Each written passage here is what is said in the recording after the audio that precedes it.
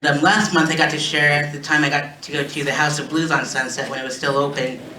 And tonight I'll be sharing the first time I wrote a concert article for a small band called Super Black Market. And my pals, we would go to their show and we would make fun of their name and call it Compton Swap Meet. And but it was my first time at the Viper Room, which used to be owned by Johnny Depp. And River Phoenix passed away like near the entrance or one of the entrances.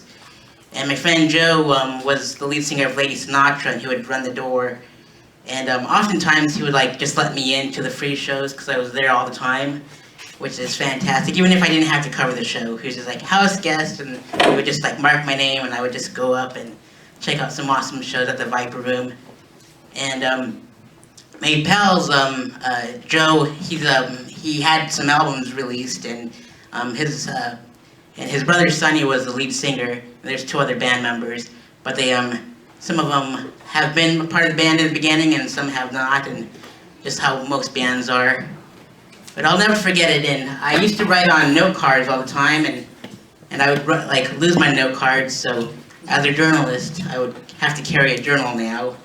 And so from that point on, I'd carry a journal and write an article, and I would write in the dark mostly, and the stage lights would just like help me out a little bit, and people were bumping into me, and because you know how most crowds are, and I just felt the energy of the music, and I'd always have to be the first one there and the last to leave so I can get really good shots, you know, with low lighting.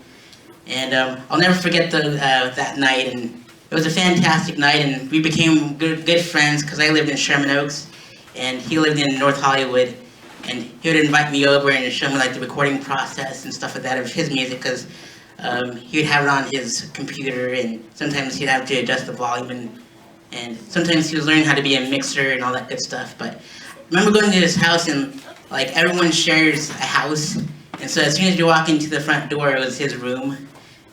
So it was like, oh, it's his living room, so it's kind of nice. But he was a roommate to one of the guys that's in Edema, so it's like they're an old 90s band. So that was pretty cool to find out like his roommates were also fellow musicians.